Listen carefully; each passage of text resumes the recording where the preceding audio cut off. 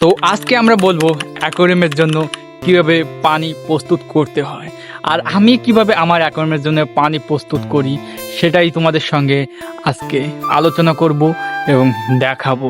তো ভিডিওটা লাস্ট পর্যন্ত দেখবে, না হলে তোমরা বুঝতে পারবে না। তো আমাদের সাধারণত নিয়ে নিতে হবে একটা বালতি, আর সেই সঙ্গে অ্যাড করতে হবে আমরা যে জল স্নান করার জন্য ব্যবহার করে থাকি সেই জলই অ্যাড করতে হবে।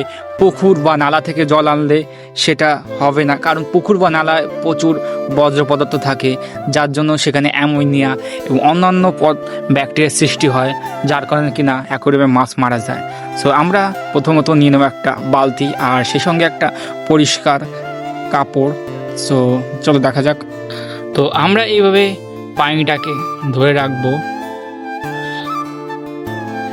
যদি ট্যাবে কোনো নোংরা থাকে সেটাও পানির ভিতরে যেতে পারবে না। আমরা অনেকেই আছি যারা তাড়াহুড়ো করে অ্যাকোয়ারিয়ামের মাছ কিনে আনি, আর তাদের কাছে পর্যাপ্ত সময় হয় না অ্যাকোয়ারিয়ামের জল পরিষ্কার করার জন্য। যেহেতু তাদের কাছে খুব কম সময়, তাই আমরা 24 ঘন্টার মধ্যে জল প্রস্তুত করতে পারি। সেটা হচ্ছে আমাদের ওয়াটার কেরিয়ার দিয়ে। এটা প্রত্যেকটা অ্যাকোয়ারিয়ামের দোকানে পেয়ে যাবে। সো আমি কোনো পেড প্রমোশন করছি না, তাই আমার ওয়াটার কেরিয়ারটা আলাদা একটা বোতলে ঢেলে নিয়েছি। সো এটা আমরা দিয়ে দেব আমাদের বালতির ভিতর। তো সামান্য পরিমাণ দিয়ে আমরা এটাকে হাত দিয়ে নেড়ে চেড়ে ঘুলিয়ে দেব। এইভাবে আমরা 24 ঘন্টা রেখে দেব। তো 24 ঘন্টার পরে আমরা এটা ব্যবহারের যোগ্য পেয়ে যাব। আর বিগিনারদের জন্য আরেকটা কথা বলবো, যারা যদি এই 24 ঘন্টা সময় না থাকে, তারা যে অ্যাকোয়ারিয়াম শপকিপার আছে তার কাছ থেকে কিছুটা পানি চেয়ে আনতে পারে, আর বাড়ির থেকে ট্যাবের কিছুটা পানি দিয়ে সামান্য ওয়াটার কেরিয়ার দিয়ে জলটাকে ঘুলে নিয়ে আমরা সঙ্গে সঙ্গে ব্যবহার করতে পারি।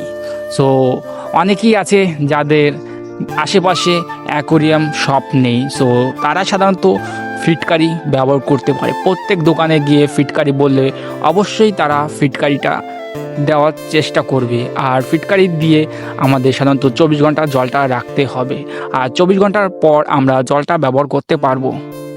তোমাদের অনেকেরই মনে প্রশ্ন জাগে যে আসলে কি ট্যাবের জলে আয়রন থাকে। তো তোমাদের দেখানোর জন্য আমরা একটা ছোট অ্যাকোয়ারিয়াম প্রায় 7 দিন যাবত রেখে দিয়েছিলাম সেট আপ করে তোমাদের দেখানোর জন্য। সো তোমাদের দেখাচ্ছি আসলেও থাকে কি না অ্যামোনিয়া। সো তোমরা দেখতে পাচ্ছ জলটা কতটা ঘোলাটে।